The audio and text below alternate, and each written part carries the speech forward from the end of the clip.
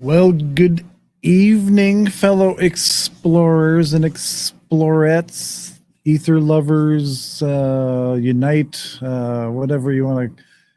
Chatmosphere unite, chatmosphere, ether chat. Anyway, welcome. Jennifer, welcome. Thank you so much for being here again, as usual. Kimberly Hansen, hello. How are you? Oops, hold on a sec here. Yeah. You can't hear me? Hold on a sec here. Can you guys in chat hear me?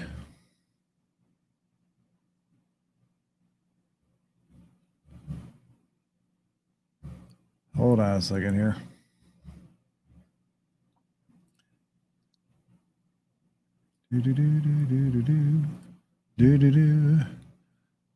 Okay.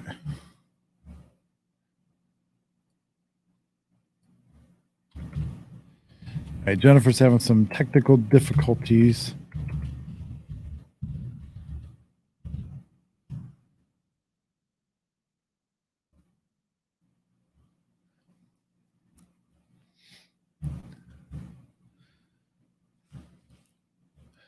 Maybe I'll play some music in the meantime.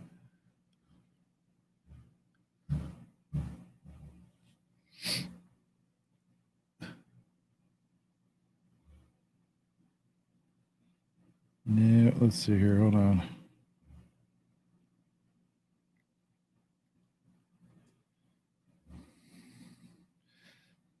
One moment, people.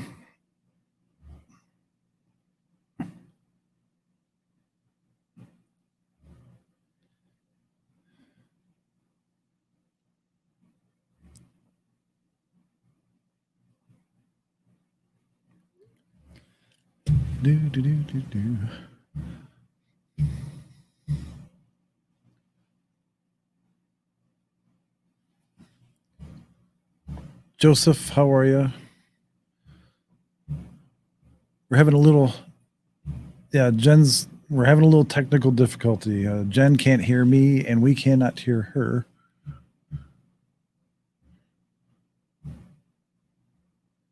Let's see here. All right, she's going to try logging back in. So how's everybody? How you doing? Until we get Jennifer back. Have you had a great weekend? A lot going on right now. Let's see. Hold on. Let's see here. Okay. What about now?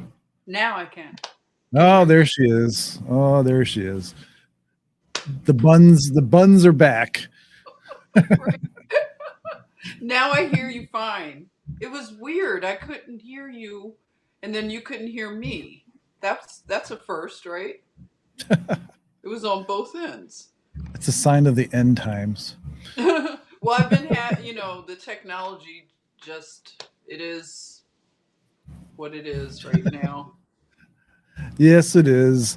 So hello, Kimberly, Casey, Mr. Joseph from across the pond. Hello, everyone. Karen's here. She made it to the front of the class today. Look at that. Yay. Hello, everyone. Oh, now I can see. I can see everybody now. I couldn't see the chat. Oh, wow. Hi, everyone. Karen, I hope you brought some gifts for everybody in the classroom. Keep everybody loose and yes, Joseph, I just restrung a couple of my guitars yesterday, as a matter of fact. I do it every once in a while just because. Nice. Not that it needs it. I just do it. I like doing it.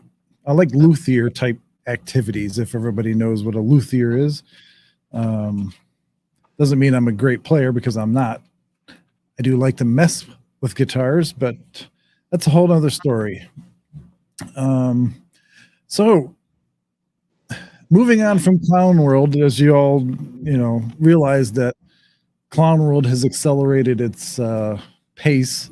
So We're going to avoid a little bit of that today. We will talk a little bit about it because we can't help it with the memes, because some of these memes are directed at specific Clown World participants. And it's been an interesting week. I have to say, since last show, it's been an interesting week. I've continuing on with what we talked about last week. I just kind of a lot more things keep popping up, and they keep leading me down different rabbit holes, and some of which I am not going to talk about today. So we'll do a whole show on just some of these recent revelations, but a lot of it has to do with healing, and a lot of it has to do with natural healing and technologies that have been resurfacing, that have been around apparently for quite a while. So good stuff. So how are you, Jennifer? How are things in Georgia? How's the spoon? Spoon is doing well. Georgia is needing I don't know, something. We need a flush, a detox. We need to get certain elements out of Georgia. One of them could probably fight Godzilla. She's a big thunderous gal. We won't mention any names, but you know who I'm talking. You probably could figure out big thunderous gal, queen of the mules, as we call her. Yeah, she is wow, unreal. She's been up to some no good recently. You know, even in the mainstream news is like, what are you doing? Yeah, That's not right. She's not a good lady. Garrett, a Clorox wipe down. There you go.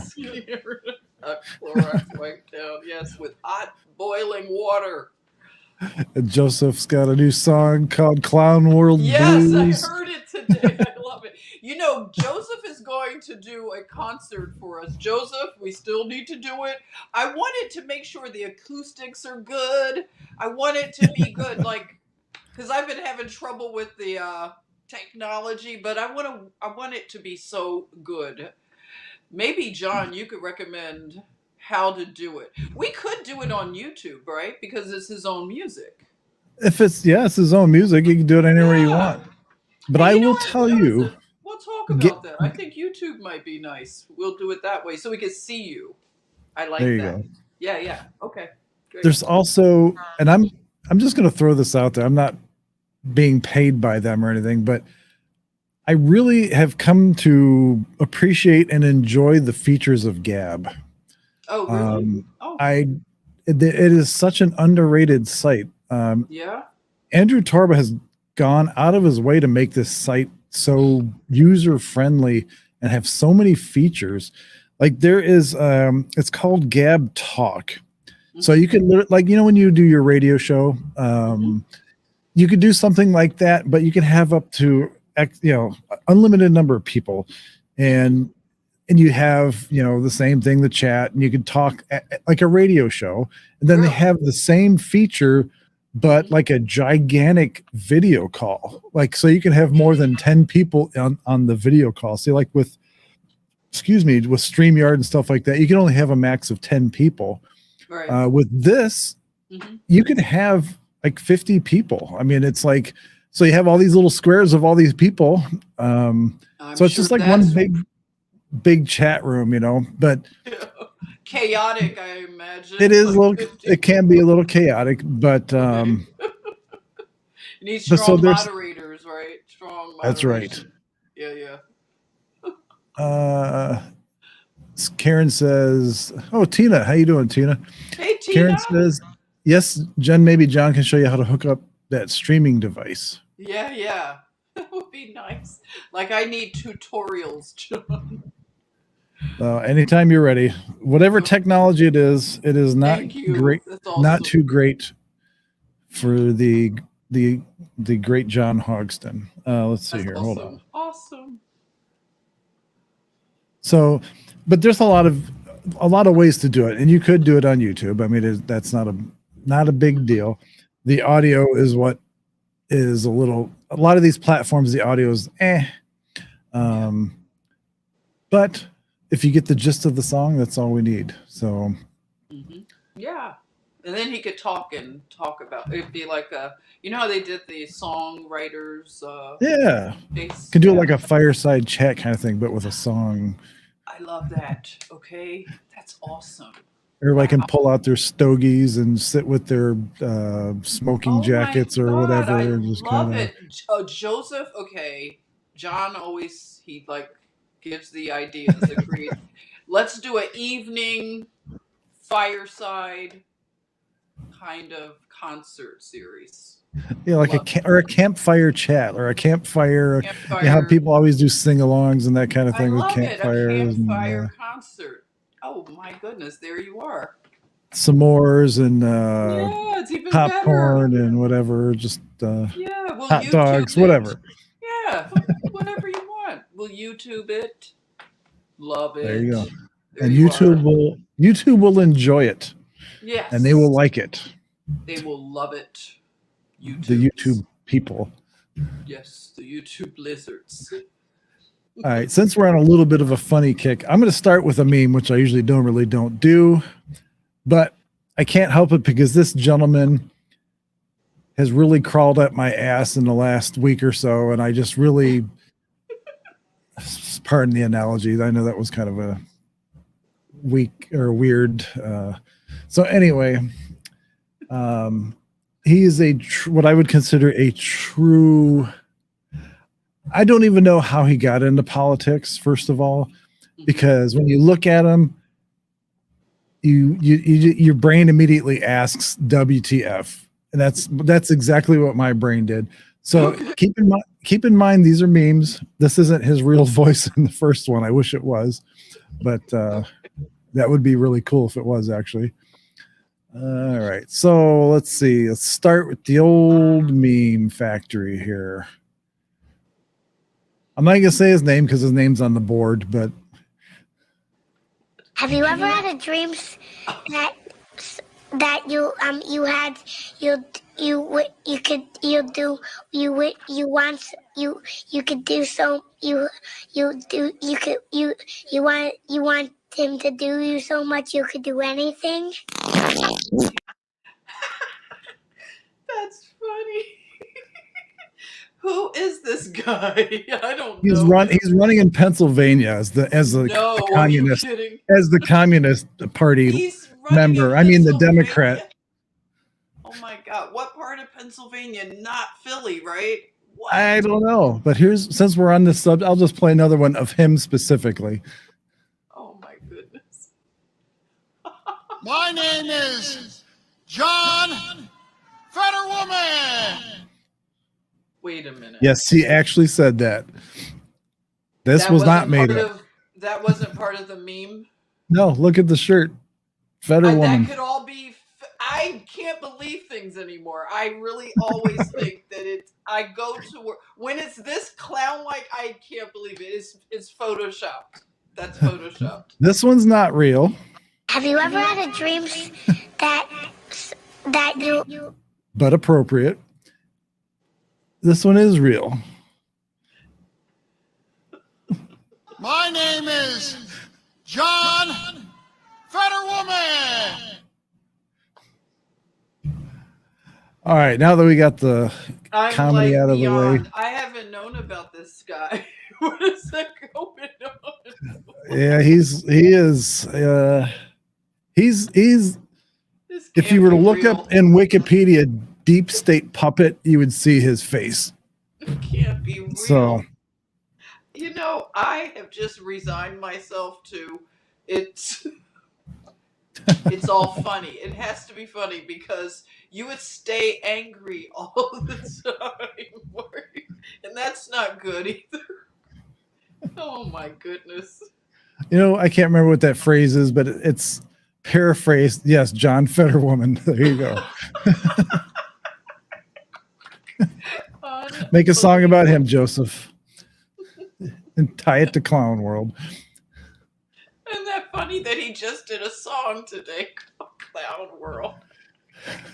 Casey said he had a stroke, but that really is how he is. I know that's how he is. I didn't realize he had a stroke. He has had a stroke, Casey? That's like something real in his past? Oh. But do you remember? Have you ever seen the movie Young Frankenstein? Oh yeah, Mel. What is his Mel name? Brooks. Brooks, right? Well, he reminds me, and actually, there's a meme. I'll look for it, but there's a meme that shows him as Frankenstein in that movie. And That's a funny movie. That's hilarious. We like that. We always used to do like, phrases from it, like whatever the one when he says, like somebody says they had a bad day, like something at least it's not raining or something. We would always say that one to each other. I forget it. What I was gonna say, there's one that's the gist of it is sometimes people just are there to serve as an example of what not to do for other people, kind of thing. Right. Like you were born not because of greatness, but to be an example of what not to do for other people. Which is valuable. It is valuable. I mean, there's let's see, what is today? 19th? Let's see here. Oh, Kimberly said he did have a stroke 3 months ago or something, and he won't do a debate with Oz.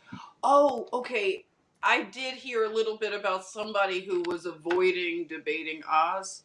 I didn't know what the situation was, so that's what's going on. It's because.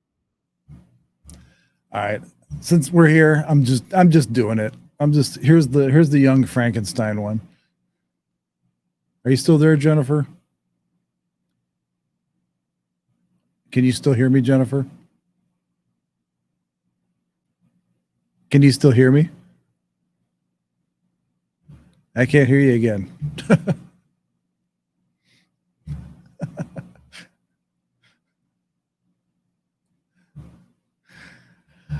Jennifer and technology. We'll get this show rolling here in a second. But since we're on this roll, and I feel bad now that knowing that he had a stroke. But when you're literally pulling the wagon for the Communist Party, you kind of put yourself in that position. Are you there still? Can you hear me? Better? You hear yes. Me? You hear me? Oh yeah. All right. So I'm going to do this. This is the Young Frankenstein one. Then we'll move on to the actual show. Here we go.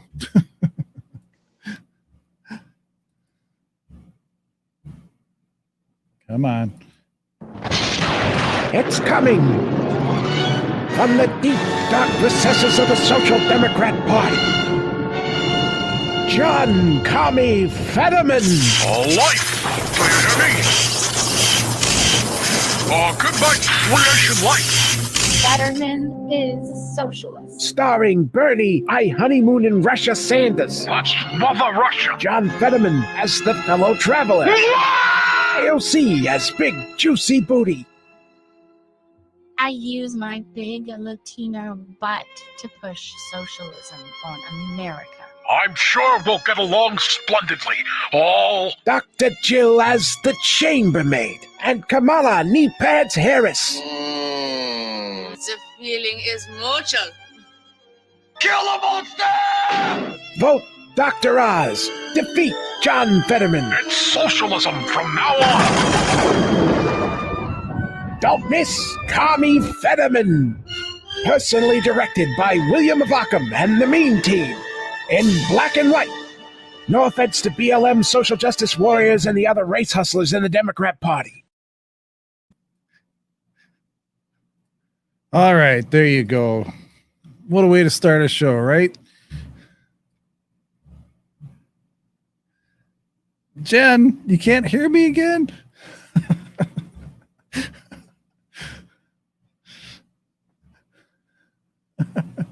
All right.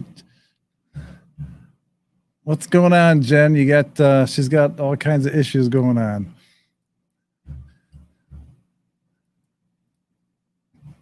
All right.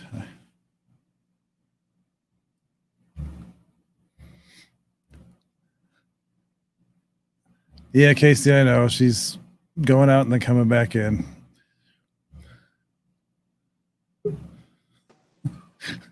We have to get you new technology. We have to. This is horrible.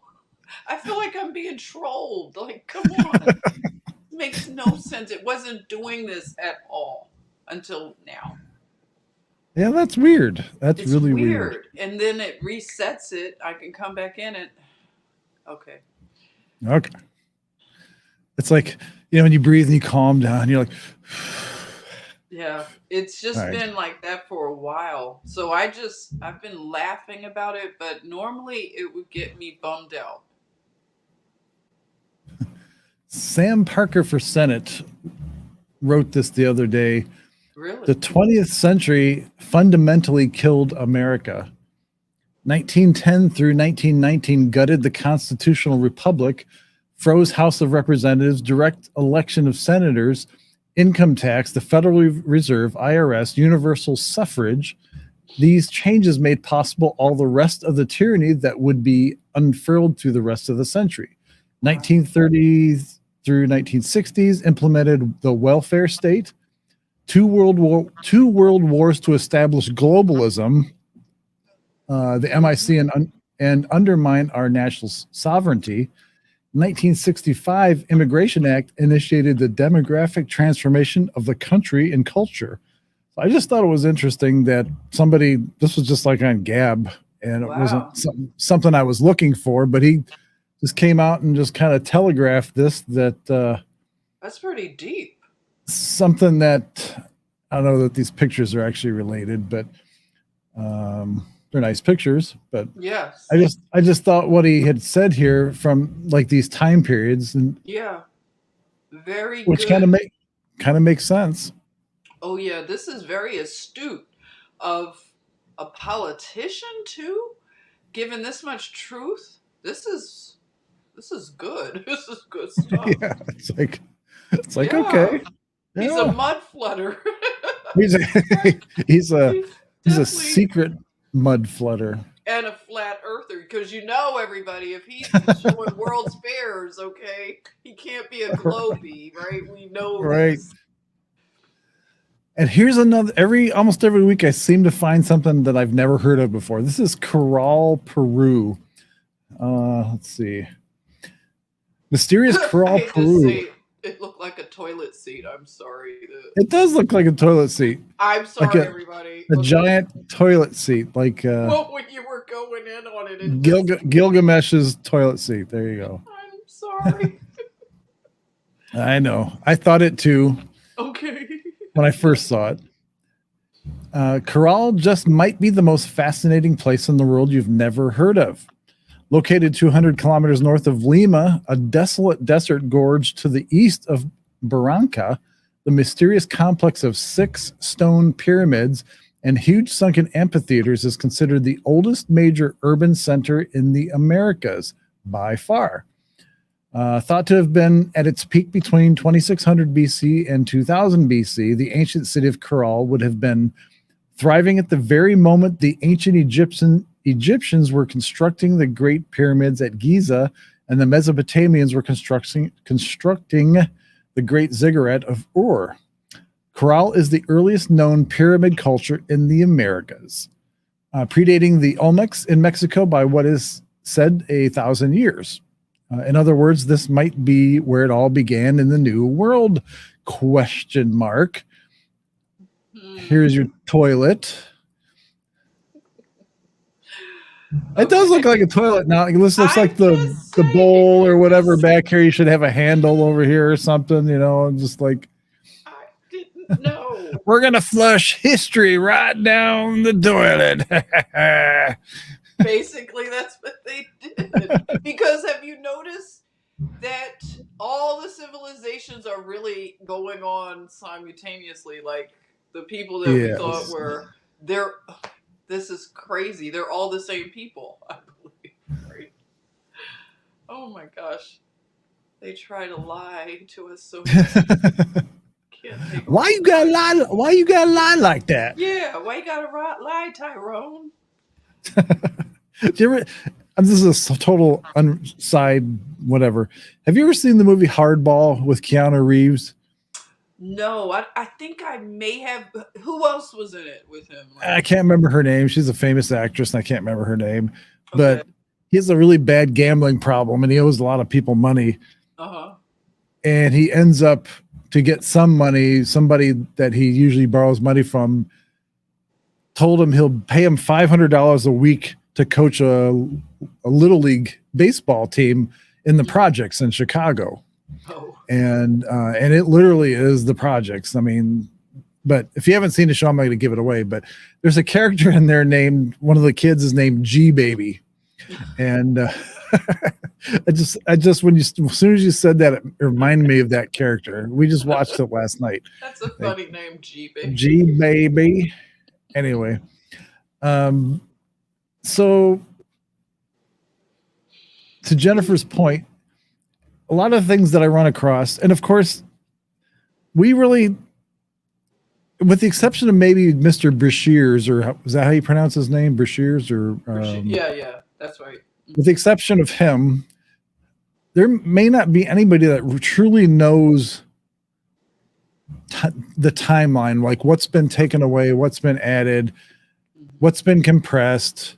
So in our perspective, we think a lot of these cultures existed at the same time, or seemingly around the same time, just because of our modern dating system, like with carbon dating and that kind of stuff. Right. So who knows when these, but it just seems interesting that it's always involving pyramids, Right. and it's always involving an advanced culture, not some stone throwing, club wielding caveman culture or farmer, or, well, I'm sure they were farmers, but only farmers and hunter gatherer kind of people. There's a connection somehow, and we're going to get to the bottom of it eventually, that all of these cultures existed approximately the same time all across the world. I mean, literally. Why wouldn't they have advanced beyond this type of architecture that we see in this whatever time that they want to tell us, prehistory? But another thing that's interesting when you bring up Jason Brashears of Archaics is that I am trying to understand the concept of when you think about the vapor canopy, right? And he mentioned something about time. Time is not going to be the equivalent under a vapor canopy as it is when you kind of look at our time span, because under a vapor canopy, the people live longer. You know what I'm saying? Like time is not, our year span is not their year span. So that blows my mind, because we're comparing like apples and fruit we've never even seen before. Like, well, you hit it on the head with the vapor canopy. And for those of you that don't know, Archaics is the site. Mr. Brashears has written a lot about it. But if you think about like what they call the megafauna from the past, like dinosaurs and the giant trees and that kind of stuff, under the canopy, you would have an oxygen-rich atmosphere. You'd have so things could grow larger and be larger, and not suffer for it. Like they say, size is a product of the environment, and also the available resources. And oxygen obviously is one of those resources, or breathable air, whatever you want to call it. And so when that vapor canopy started going away, and the air started becoming more dense and more carbon filled, or whatever you want to call it, then life on the planet started getting smaller, because it couldn't support larger living things.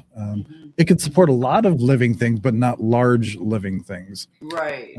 Because the need for oxygen, like even when you have people like some of the basketball players that I think Manute Bol, some of them, like really, they have something called Marfan syndrome, because the long limbs put a real burden on the heart. because it's like real estate, distance. Yes. Like, Yep. it's a lot of real estate to go through, pumping Your heart has blood to with work a lot these, harder. long limbs, and they tend to have that Marfan syndrome, which weakens their heart. So their life expectancy is not long here, but it lets you know that whatever this is about this vapor canopy, that is really a key. I have been, ever since Jason came into our lives, like that has been a sticking point, the vapor canopy, because it explains things in a way, like even when you think about time and how time presses down on us here in a certain way, and you think about a Edenic place with vaporous, richness, Mhm. and like you said, you have fruits that are growing the sizes of what, very large and very densely nutrient, so the people are vibrant, and they live like, we've heard of the people back in the like Methuselah and things like that. So if they're living that long under a rich environment, would time, what is time then? Like, Mhm. our time is what? It's compressed, or what would you say, like compressed time, or I think our time that we know of has been compressed to okay. make it to make everything fit into a narrative. But I think time, like historical time, Mhm. is much, much, much longer than what they make it out to be. Right. I personally believe there's been at least 3 advanced civilizations on this planet before us, Uh-huh. that I can find information on, and there could be even more. I mean, Mhm. I don't remember what the name of the video was, but I don't know if I played it on this show last week or the week before, but it talks about the rise and fall of cultures, advanced societies, and the time frames that it could possibly take. Oh. And they were comparing like our known culture. I mean, look how far we've come in the blink of an eye as far as time goes. Like literally in the space of 10,000 years, we've gone from, or even in modern times, if you take pre-industrialized society, which was not that long ago, like let's just say like the end of the Revolutionary War and go into the 1800s and the Old West. Right. I mean, that's a relatively short period of time to go from there to Mhm. being able to travel across the universe. Exactly. Yes. That, Yeah. and think about if you had increments of 20,000 years, 50,000 years, 100,000 years, a million years, how many cultures and societies could have risen and fallen in that amount of time on this planet? And Mm. it's just, I just think that, and I think we all think this. I mean, we all think that it's the truth has been hidden from us for such a long time. Yeah, Joseph, look at Australia in the last 200 years. Exactly. Yeah. Good point. Australia is a very key place. Like something about Australia and New Zealand, just really very key. New Zealand's a whack place, I'll tell you. There's between Australia and New Zealand, almost 90% of the things that could kill you that are living live in Australia and New Zealand. Like all the animal and plant life, Right. like all the venomous snakes and everything else. Oh, In New really? Zealand, they have a snail. It's a giant snail. Hmm. And this is horrifying because I can't even imagine dying this way, but it could shoot like a poisonous dart or a venomous dart from like its head. It's got like a little tube. Oh my. And if it hits you with it, it paralyzes you. Wow. So literally you can watch this snail come at you slowly and whatever, and do nothing about it while it climbs up on you and slowly digests you. I mean, That's come great. on. That's insane. Yes, it is. I can't even imagine. Yeah.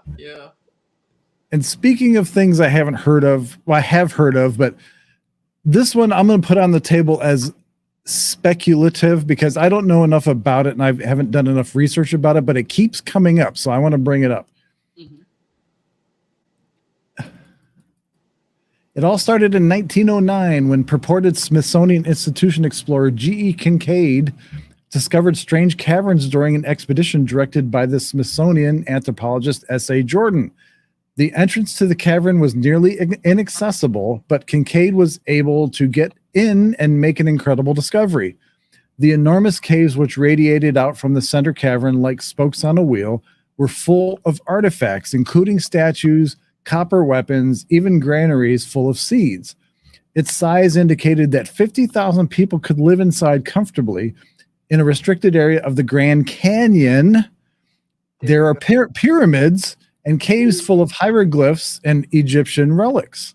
Yeah. Many people do not know about them as this information has been suppressed by the government for about a century. So taking that with a grain of salt, because I don't, as we say, I don't have any sauce for it. So I've heard about this, John, by the way. I have heard about it, but I have not done enough research, but it just keeps coming up. It keeps finding its way into my like news feed and stuff. Good. So I'm fascinated with this. it says this picture here says these gold artifacts from Kincaid Tunnel are on display in the Smithsonian in Washington from the Grand Canyon. The back two artifacts are for King Akhenaten and Queen Nefertiti. So I don't know if he's referring or she's referring that these were from somewhere else and they just had them on display with these other artifacts from the Grand Canyon. But you know, the pictures that I generally find are like of this like opening here. Right. Have you been to the Grand Canyon? I have not. I would recommend anybody listening to pay a visit. It is worth it. I had no idea it was that amazing. And I went on a whim. Can you believe it? Just needed I know to that's get away. there's a shocker. I know, shocking. Well, I did live in Cali, okay, so it wasn't as crazy of a drive, but it was still crazy. So I just, you know, told the daughter, let's go to the Grand Canyon. I got a few days off. She's like, okay. So we drove over to the Grand Canyon. And you know what? I played the Grand Canyon like it was so, oh, this is nothing, right? Because, you know, when you fly over it, the pilots are always like, oh, there's the Grand Canyon. So I've always seen it as a big there's a big hole in the ground. Yeah, big hole in the ground, right? So I'm driving. We checked into the hotel and I was like, let's kind of scope it out because we were going to come the next day. And I just drove over. And let me tell you all, when I got close to the edge, I didn't even get I wasn't that close, but just the one peak at that canyon, I was like hyperventilating. That I'm not kidding. And when I didn't know it, I said, oh, wait a minute, we're going to have to park. I need to see this. So we weren't planning on it, but I got out of the car. And as I walked closer, my knees were shaking. They were knocking. My knees were knocking. I'm not kidding you all. This thing is breathtaking. It will, if anybody's ever been, tell me if I'm over exaggerating it, but my knees were knocking at the absolute majesty of this. This is unbelievable. And that's from somebody who's been to the Great Pyramids of Egypt. Yeah. For me to say that, and I was thinking it was going to be nothing but, oh, I'm doing this for my daughter. And she was looking at me like, wow, you okay? And I was like, I had no idea. I felt like I had been like humbled. You want to talk about humbling yourself? This was a humbling for me. And I was in awe the whole time. And because I played it off as we're just doing this. I had planned, and the thing about it, we couldn't do some of the really cool things because you need to plan this like a year ahead. Like going down on the mule. Yeah, you got to rent your little donkeys and everything. Yeah, it takes like a year list, they told me. And so we did some things, but I'll tell you this, it's very secretive. A lot of things are off limits. And it makes you wonder because one of the presidents, you know, had declared this to be whatever national park. Which president did that? I don't know if it was Hoover, Roosevelt, Hoover. Hoover. Isn't it Hoover? I'm not sure. Maybe I'm it just was totally I guessing. forget. But the thing is very secretive. And now I'm questioning a lot about the narrative when it comes to the Grand Canyon. So Yes. I believe a lot of answers are in this canyon. Yeah, I would believe Karen. I would believe that it is like truly a spiritual experience. And like Oh, okay, Karen. So yes. Okay, there you are. Thank you. So yeah, I was, because I watched the, Brady Bunch, and when they did the trip to the Grand Canyon, that's what jaded me. Where I was like, oh, the Brady Bunch had already been there. I've been there with them, and remember boy, when Evil Knievel jumped the Grand Canyon? yeah, that kind of stuff. You see, and we have Lady Knievel here. That's the kind of stuff that made me jaded about the Grand Canyon. Yes. And boy, was I humbled, greatly humbled. I would imagine there's a lot of places that you could hide stuff in the Grand Canyon if you really wanted to. And since it's a national park or a national whatever you want to call it, Right, you really right. can't go digging around or nosing around in places that you're not No. supposed to. Yeah, it's off limits. You're not going to do much, but it's very controlled. There's Lady Knievel just There you got go. here. Talk about Evil Knievel jumping the Grand Canyon. And, Yeah, lady. boy. Oh, and another thing about the Grand Canyon, it's an honor-based system. They have no guardrails, okay? So if you want to take a selfie and you want to get real close, you can do it, okay? This is all, it's a pro-choice type of adventure. Lady Knievel, you need a jet car to jump the Grand Nice. Canyon. I haven't ridden a dirt bike probably since the middle '80s. Wow. The only bikes I've ridden since then have been like Ducati 916s, Ducati 748s. Nice, not bad. Well, I used to race them, so Okay, all right. I've always ridden motorcycles since I was a kid. As I- a person in their late 40s, early 50s, mid 50s, I've kind of thrown in the towel on motorcycles. So I've just seen too many accidents and had too many friends pass away, and Yeah. I gave it up. People are too That's stupid smart. on the road.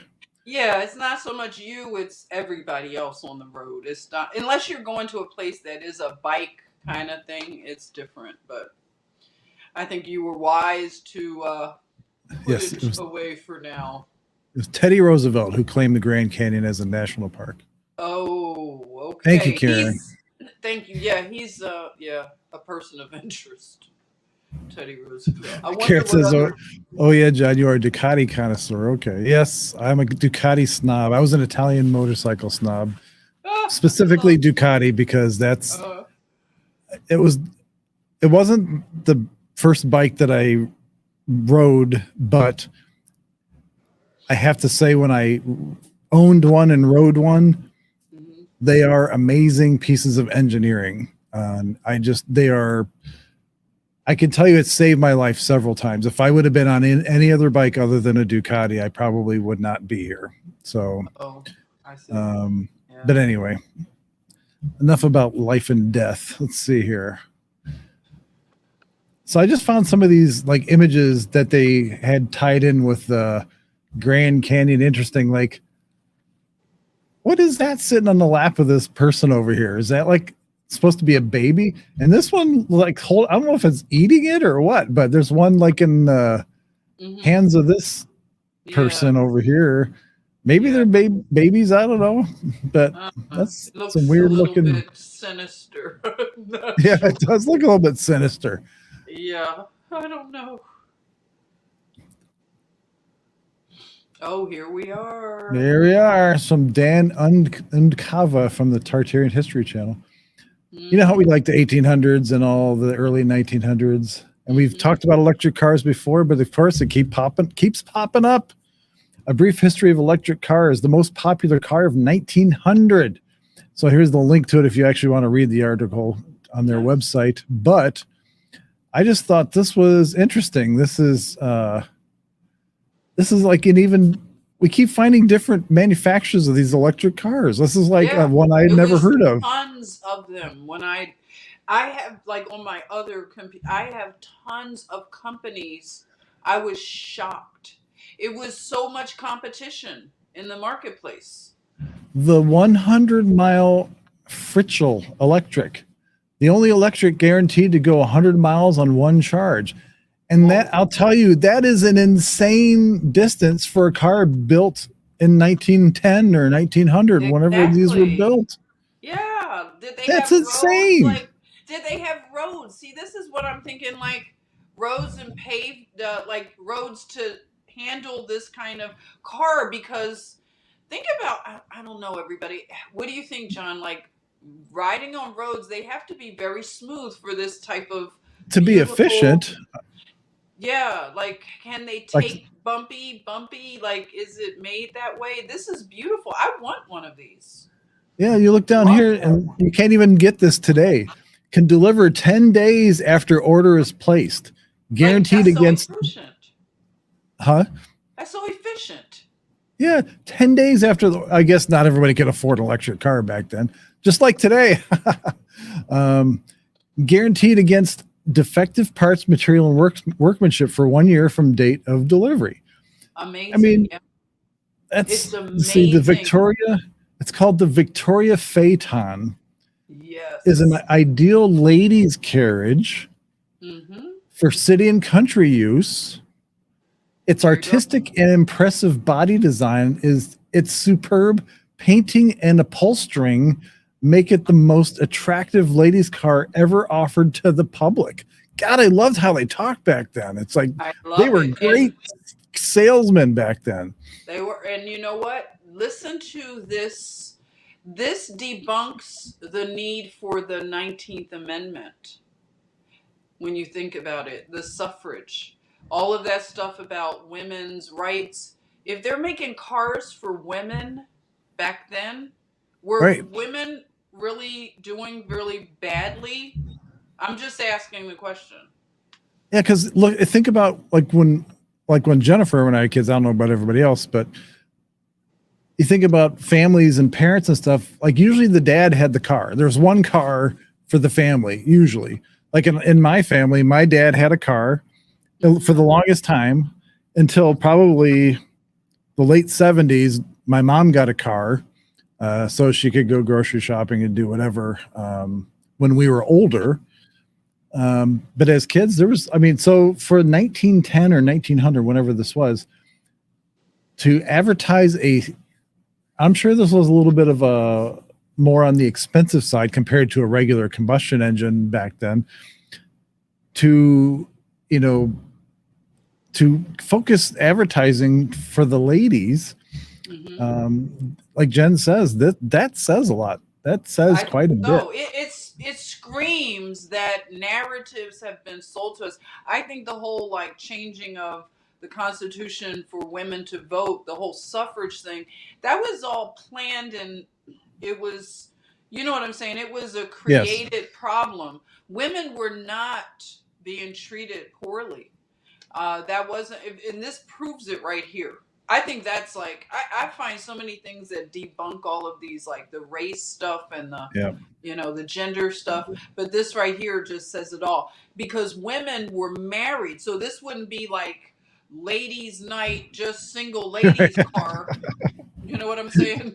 It wouldn't be like Jersey Shore and you got the Kardashians out, guys. Yeah, this isn't the Kardashians, okay? This is a woman who is married with a family, but they have it in a way where it looks like this is the way they lived, in abundance, where people could have a car just for the lady, and of course she's dressed in a hat when she goes out in this, and her frilly clothes, and she's resting in her femininity, like Kevin Samuels would say. She's she's not putting on her Daisy Dukes and going riding in the General Lee. She's not twerking for a bad girl summer or a hot girl summer.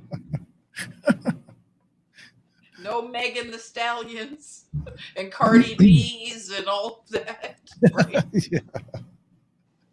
Oh my God.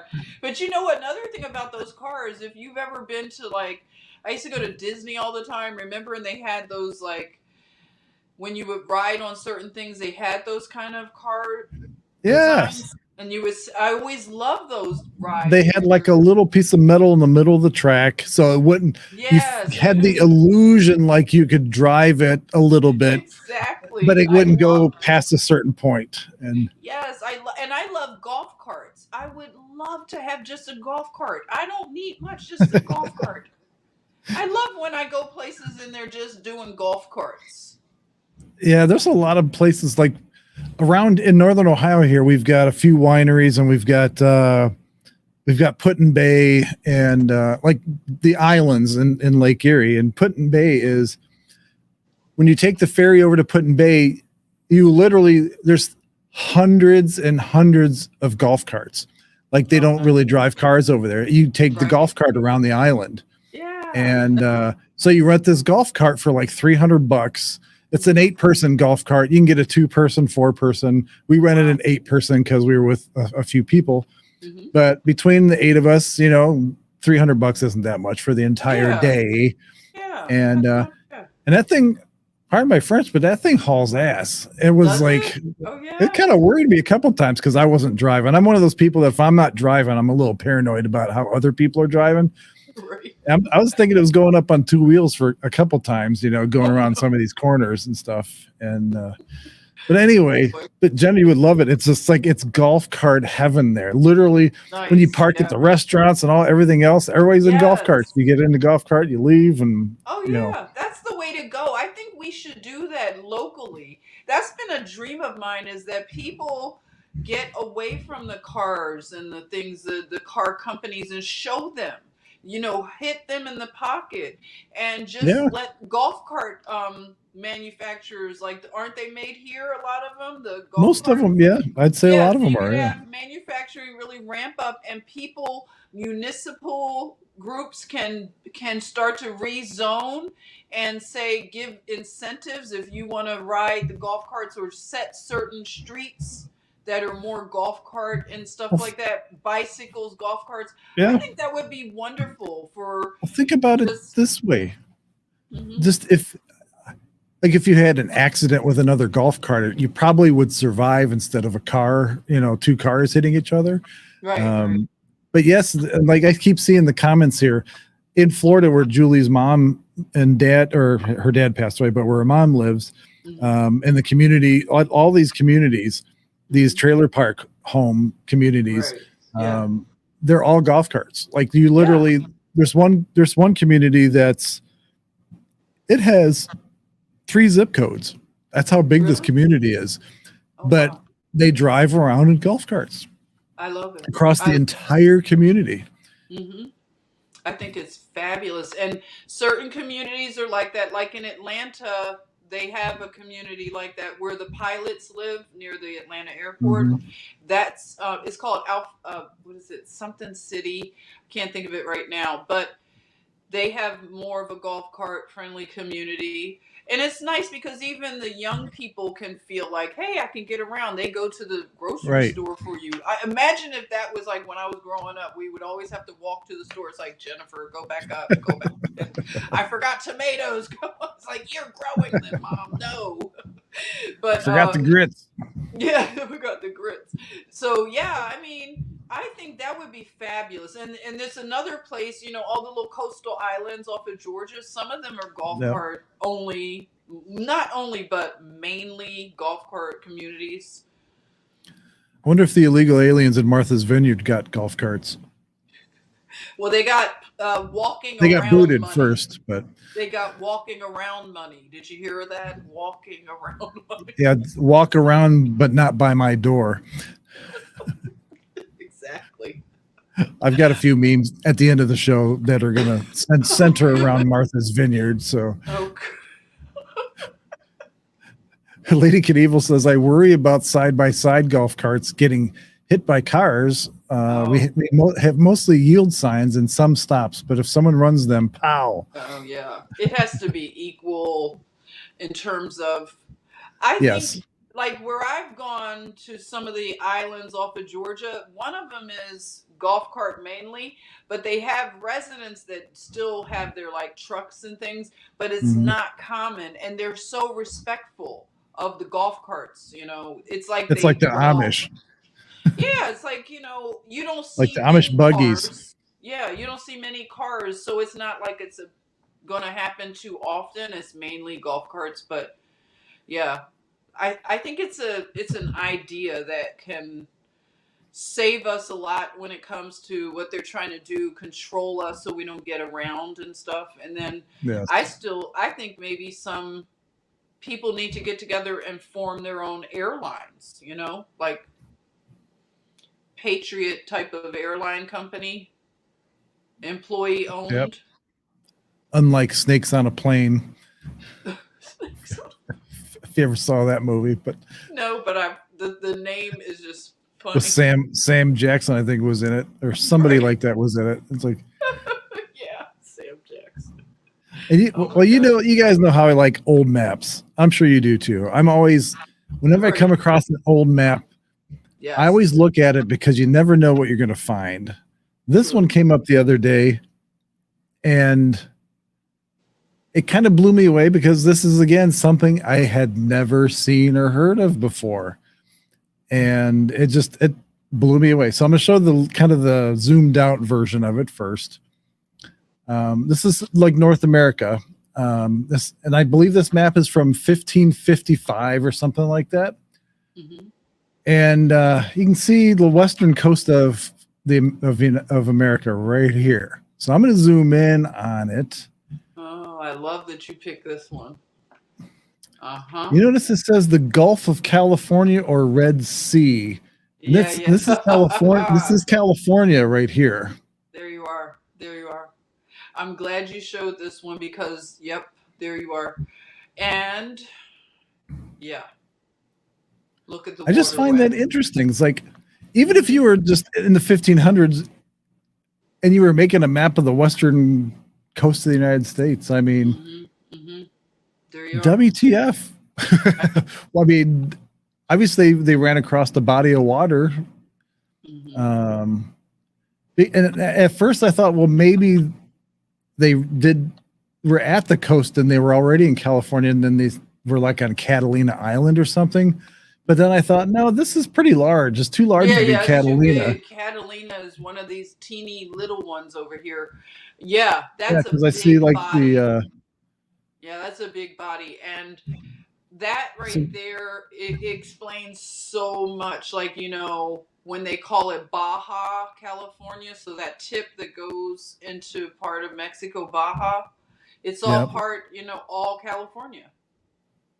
So I just found it interesting. I had never seen a map like this that Yeah. depicted California as an island.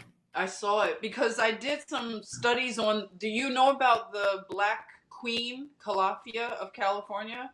She's a black queen. And they say Really? she's the queen of California. You could look it up. It's mind bending, okay? Because I was like, wait a minute, because I buy that milk called Calafia.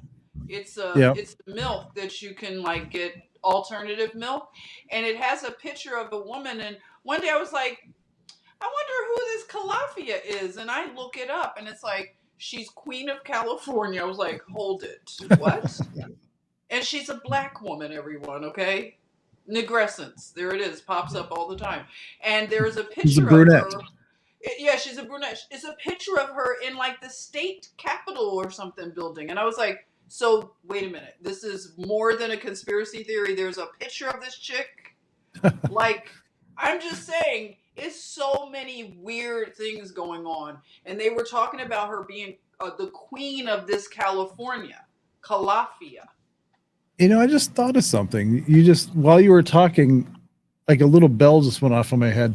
You know how in other shows we've talked about the mud flood and and like they always talk about, or they show San Francisco a lot and other, I wonder, hold on, let me go back to this other map here. So let's say this whole thing would, if there weren't water, would be California right here. So if this was like water, Mm-hmm. and it receded, would it leave red mud, or would it leave a mud? Would it bury anything there? I mean, kind of I thing. think it could. Or what is it? Or is this after? Well, no, because it have to be before, because this is from 1500. So I don't know. It's just weird that the whole concept of the mud flood and this area here being water all Right. before the 1800s. There you are. Just weird. It's just kind of, it's very just, weird. And also, the Mississippi, the Great Mississippi, was much wider. It was like an ocean at one time. So it's a lot going on. And I'm starting to think that America is the promised land. This is the whole thing. America is everything that they project off into something else. It's here. And we've been disoriented thinking that everything is over somewhere else in the Middle East and the whatever. But we have all the same names of the places in the Middle East. Like we have, you know what I'm saying? Like the names yes. we have. And then to know that the Grand Canyon has all these artifacts possibly. It just, and then, you think about the Mormon church, they know something is up with America because they have said it in their, books and things. And I think there's some truth to be found in all of that stuff. So everyone, I think America, I love it when they don't know, they just say parts unknown.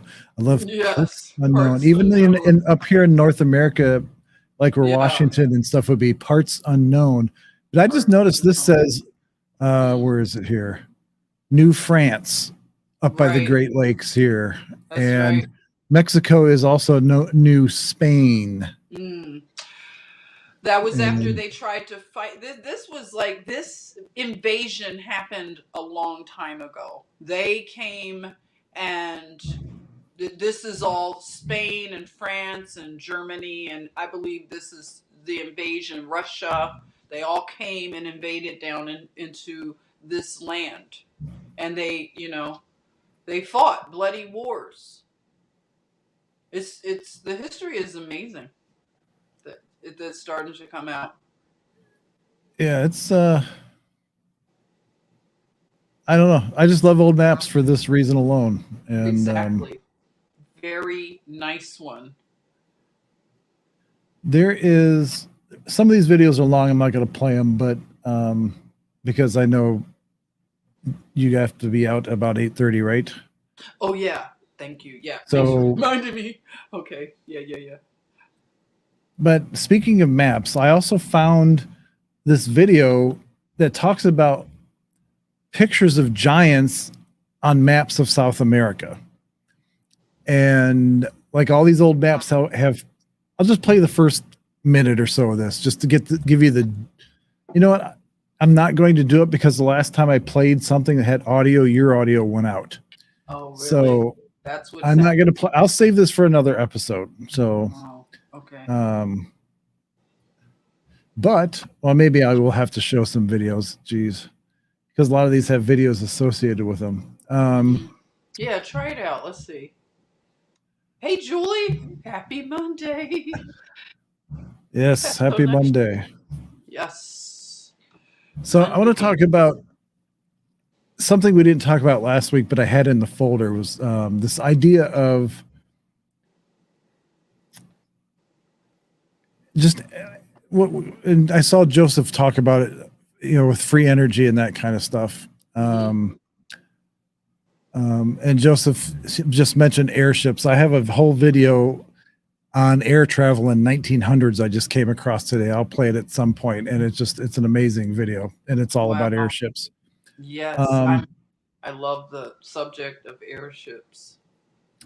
So there's this idea, of course, we talk about the ether and that kind of stuff. Mm-hmm. And this is all about self-powered things. Oh, okay. Saith is the word. Remember the word saith. Okay. African inventor from Zimbabwe invents a self-powered television that does not need to be plugged into a wall socket. It runs off of radio frequencies by a microsonic wireless power generator plugged into the back of the television. This means television and other devices do not need electricity to run. It can run just off of ether. Not only has he invented a TV that does not need electricity, he also has invented a car that does not need electricity, water, gas, or fuel. Nothing, it just drives. It's the world's first self-powered vehicle as we know it. It's called Saith. Is this technology being held back from the masses so that powers that be can continue to make massive profits on gas prices, electricity, fuel, and blah, blah, blah? So with that being said, I just want to show this real quick video clip. Well, it's not quick. It's 8 minutes long. I'm only going to play like the first little bit of it here. Mm-hmm.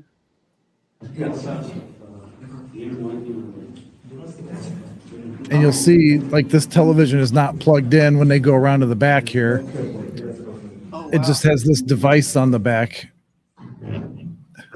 Amazing. Wow. Wow. Picking up radio. One of Zimbabwe's most celebrated technopreneurs, Maxwell Chikumbuzo, has once again come up with a masterstroke innovation. Wow.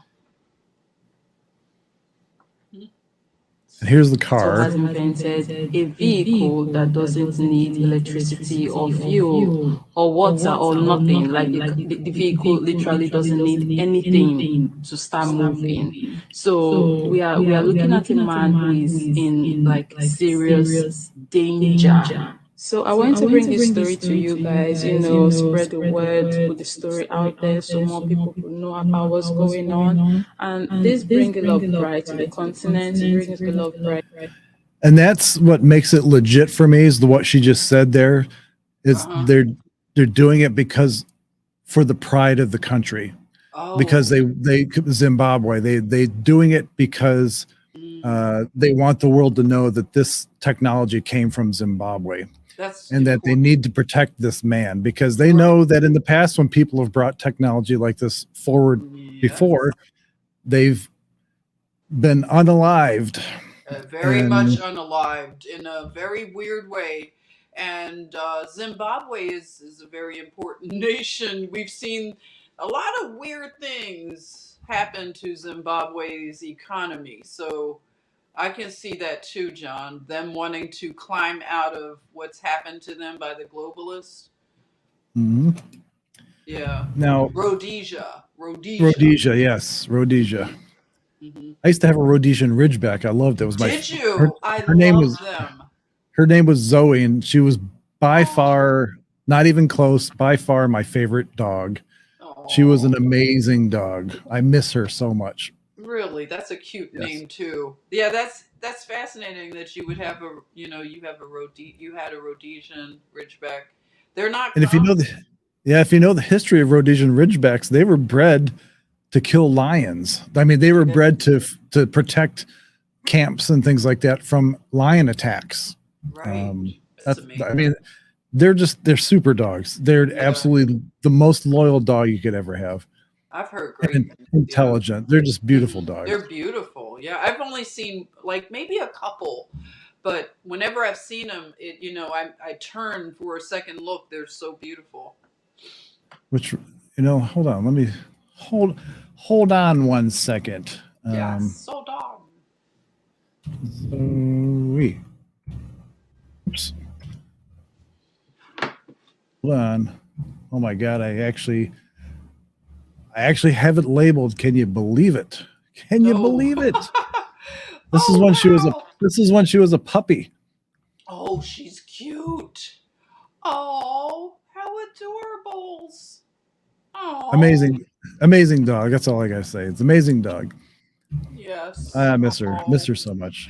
Yeah, I know. It's like it's a pain that never goes away. It's like a dull pain when you've had a pet and just so special to you and just that's why I don't have a dog to this day because of my golden retriever Kahlua, and I'm like, yes. So keeping in the theme of energy and that kind of stuff, we're not going to be able to get to all of this, but I do want to talk about human grounding. Oh, nice. I'm sure some of you probably know the idea or the concept of human grounding. I'm going to play this. It's a short, like a TikTok-y video. Nice. Okay. Feet to the Earth. The Earth has an electromagnetic pulse called the Schumann resonance, and it grounds our body's electrical system. You're electrical before you're chemical. Your heart's beating based on a polarity between acid and alkaline, and through that exchange creates an electrical charge. That's why when your heartbeat stops, the doctor comes in, brings a defibrillator to shock the electrical charge back in the heart. So we're electrical. So we're getting hit with non-native electromagnetic frequencies. We're getting hit with Wi-Fi. Now they got 5G coming. All these things, our body's just like, what is going on here? Plus all the free radical damage from the foods we're eating and all that kind of stuff. Now, I'm saying all this not to scare you, but we can't put our head in the sand. I believe that knowledge is power. And so the more we can to mitigate these damages, the better. And so grounding the earth, putting your feet in the ocean, that's off charging a lot of that positive energy, which is actually not positive. We want negative electrons in our body. So there you go. We want negative electrons. Yes. So when you go barefoot outside, put your feet in the grass, in the dirt, in the sand, in the ocean. There's something to be said about connecting your electrical field with the Earth's electrical field. And in the there's ocean, that's like the most powerful, when you can just go put your feet in the sand and just be in that, because even the air, you know already, you all know, in the ocean air, it's negative ions. So you have my evil possessed cockatiel remains alive. Yeah, they outlive their owners, right? Don't you have to put them in the will and all that? yeah, I had an African gray and they live like 40, 50 years or whatever. It's like, I've heard, some of them can really live long. Wow, that's a real commitment. I love them. They're so cute, though. this gentleman, Dr. Randall L. Mills, he wrote a book called The Grand Unified Theory of Classical Physics. So he basically debunks quantum physics, and he talks about this unified theory of classical physics. Wow. Here he is here. He's kind of known as the Wizard of Watts. That's his nickname. Randall Mills, founder of Blacklight Power, not Black Life Matters, but Blacklight Power, says his reactor liberates energy from hydrogen in a totally new way. So I want to show something, one of his inventions here that he's holding there. This isn't going to make sense to anybody, but I'm going to show it anyway if you want to pause it later and look at it. But it basically, it creates a new hydrogen atom, hydrino. So hydrino is the only thing you really have to keep in your head.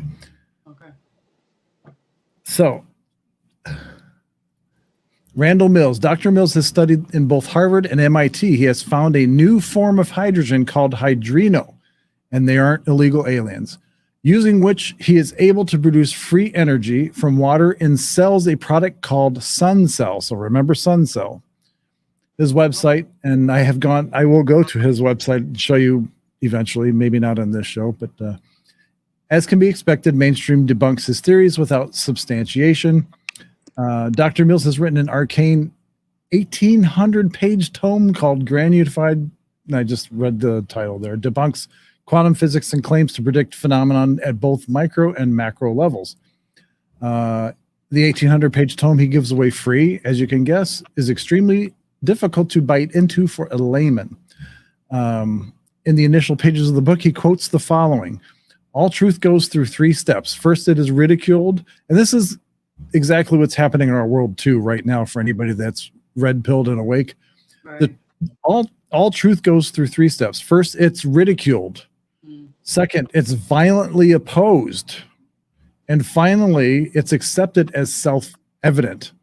So we're in that violently opposed stage right now. Yeah. So these are 2 very quick videos. One's 8 seconds, the other one's 1:12. But I want to show this. It's nicknamed Sun in a Bottle. That's how powerful this is. Sun in a bottle. So let's take a look. And you had star in a jar before, right? Yeah, same idea, except it's not using sound to create it. It's using I can't remember exactly the technique, but the reaction happens very quickly. Wow.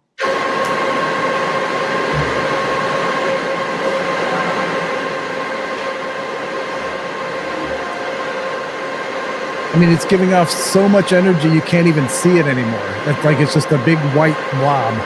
Really? Oh my. Are you serious? Yeah. Here's where it starts. The reaction starts right as there, these and that's you when can it see just these goes bubbles. Wow.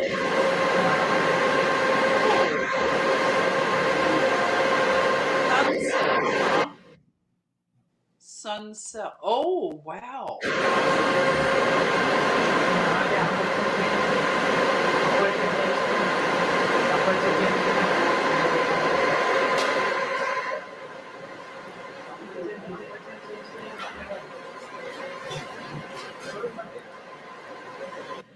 It's an amazing amount of power for such a small device. Right. So it's that one that he's holding in his hand? Yes. Is that Yep. okay? And what does he put inside of it again? It's Water. It's water. Oh my. Really? That's And where he's getting the hydrino atom from. hydrino. Oh my. Yeah, So when you release this is the water hydrino- molecule. Oh 2 my hydrogen atoms and 1 oxygen. Whoa. And so it's all based on this hydrino, this new hydrogen atom. So I don't know if this one shows anything. It's only 8 seconds long, but wow. Oh. Yeah, it shows the chamber. It shows the chamber more clearly here. You can see the. I see. Oh boy. So this is the chamber, obviously here. Right. Oh, it reminds you of the Frankenstein movies, right? When they're doing all this stuff with the lighting and like this stuff. Yeah, it I'm does. just saying, right? And if you ever saw, I don't know if it was Spider-Man 2 with Doc Ock, the guy with the octopus arms, not real octopus arms, but No, I haven't seen. his thing, he was a scientist and he wanted to create fusion reactions so people could have free energy, basically like unlimited, like he would say, like the power of the sun in the palm of my hand. So this is what really? that's kind of what this reminds me of a little bit. Interesting. And then, China doing their artificial sun stuff over there right now. Oh yeah. Yes. And we're still on the energy and frequency thing here. And I found this extremely interesting. I ran across this the other day. And Japan is a very culturally or spiritually advanced culture. Even at young ages, they're taught to be very respectful to people and their elders, and words matter to them. Here, let me read this really quick. In Japan, a chef who makes sushi is called an itame. Traditionally, he undertakes an apprenticeship that lasts at least 10 years. Energy is a key part of mastering the craft in Japan. If you are having a bad day, you must overcome it or go home. The energy you put into the food while making it is extremely important. For Chef Masa Takayama, each dish served contains energy. Words and thoughts are important, but it's really the energy behind them that holds the power. So they show these crystals and they use these different pictures and they use voice, like sound. Like when you have certain emotions or you say certain things, like when you have compassion or say thank you or wisdom, it forms these beautiful crystalline structures. Right. But when you say, and you have heavy metals in your body, I will kill you, you fool, blah, blah, blah. It always has these distorted looking images. Hey, Sean. Wow. Amazing. So there's. Hey, Sean. I just that's, to me, that's interesting because there's this guy who I can't remember his name, but the name of the video is called Water Holds Energy. Here it is. Yeah, exactly. Oh yeah. I thought it says, here's an extremely important video for humanity where Dr. Masaru Emoto shows how water holds energy. It also shows us proof of which energies and frequencies are bad for us, not necessarily about the words themselves, but more so the intent and energy behind the words. So let me play this really quick. I'm not going to play the whole thing, but That's so deep. Dr. Amato's laboratory does research on water samples which are subjected to various forms of outside influence. The impressions made upon the water are recorded by swiftly freezing it in a cryogenic chamber. This is what water heated in a microwave oven looks like. This is the effect of a mobile telephone. Somebody said, "Thank you for this water." Excuse me. You disgust me. Let us see how this type of water affects human blood. The doctor is drawing blood from a patient's finger. Using a special microscope, we shall be able to see the condition of her body from this drop. These are red blood cells, and they've lost their electrical charge, so they're all stuck together in a formation called a rouleau. Here's a huge symplas. Symplas are associated with heart disease and arthritis and lung disease and many other conditions that could be coming in the future. The doctor asks the patient to drink a small amount of structurized water. After 12 minutes, the doctor again draws blood from the patient and studies it. So you can see that the cells that become buoyant, they become slippery, and they have their electrical charge, so they repel each other. That allows them to carry oxygen, and it means that we're changing the pH of the blood back to an aerobic environment rather than an anaerobic environment. I think that's amazing to me. Just in 12 minutes of drinking structured water, you can clearly see that the cells are separated and they're not clumped together. And I saw Sean says structured water will heal you. Yes, absolutely. Yes, I love structured water. I was drinking a lot when it came out, the structured water. You may remember, I think it was one called 8 or something. I know it had like a purple whatever logo, but remember when all the structured water started coming out?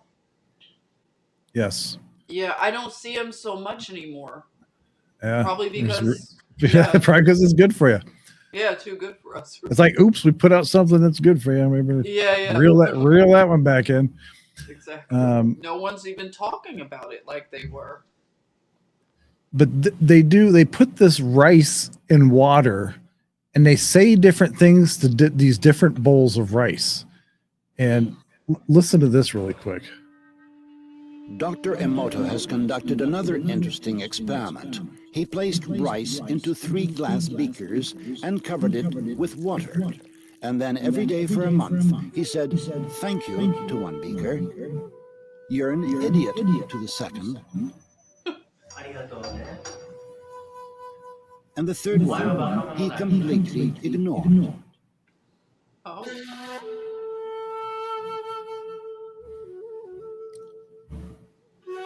After 1 month, the rice that had been thanked began to ferment, giving off a strong, pleasant aroma.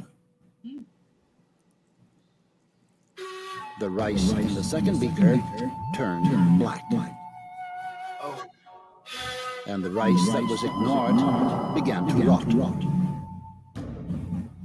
Dr. Emoto thinks that this experiment provides an important lesson, especially with regard to how we treat children.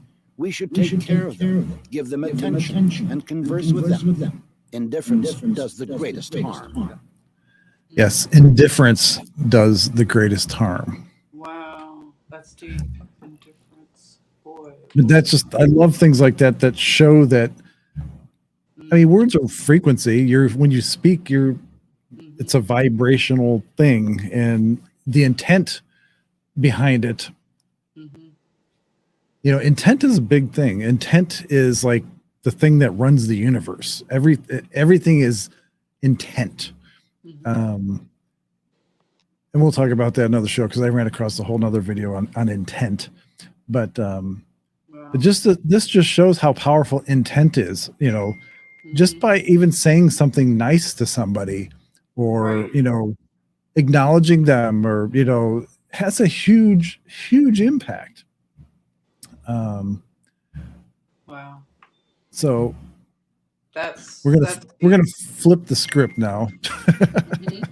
and go the opposite direction, because I know Jennifer's got to take off. So I'm going to throw a couple more memes in for the end here, because I want Jennifer to chuckle snort before we head out.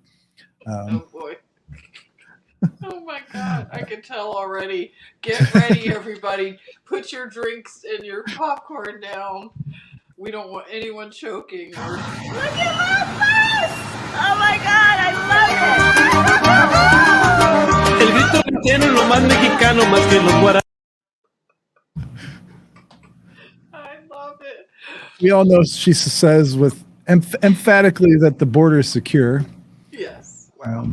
The gaslighting of it all. And sticking to the Martha's Vineyard theme.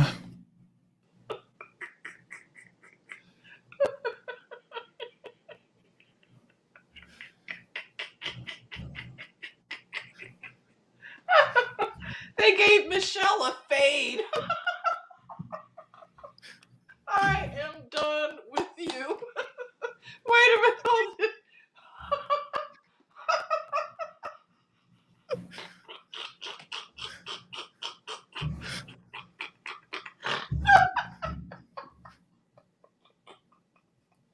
Oh my God, my son.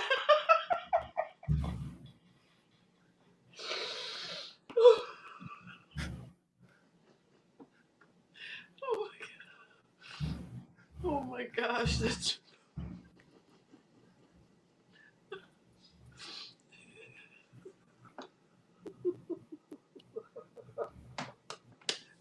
brilliant.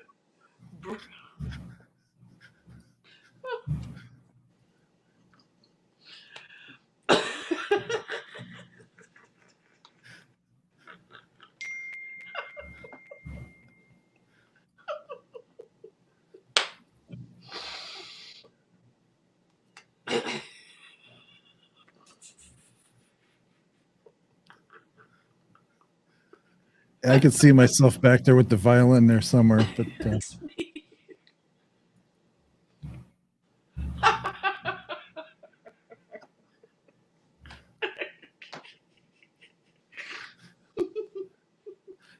and for those of you that are watching, you're welcome.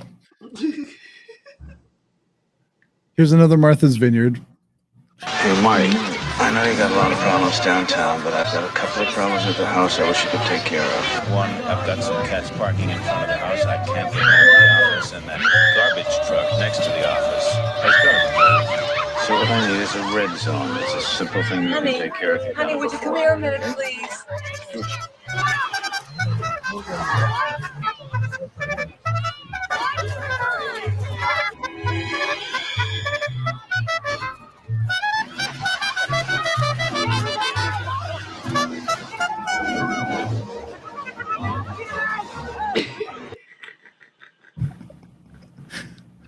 Oh my God, that's great. Can't For make anyone this that stuff doesn't up. know, did you know that Jaws was filmed in Martha's Vineyard? Yes.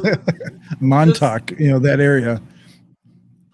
I found this interesting. It's not really a meme, but this Tesla service van is a Ford. Please tell me no. I need these. This is great. That's it. It is like it's so over when you're doing that. Welcome to the club. Welcome to the club where the rules don't matter until the people wake up. That's right. There you are. This is more of an educational meme than anything else. And finally,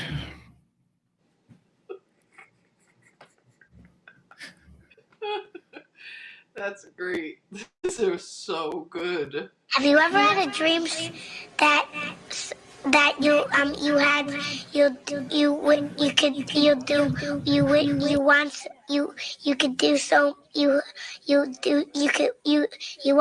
want him to do you so much you could do anything?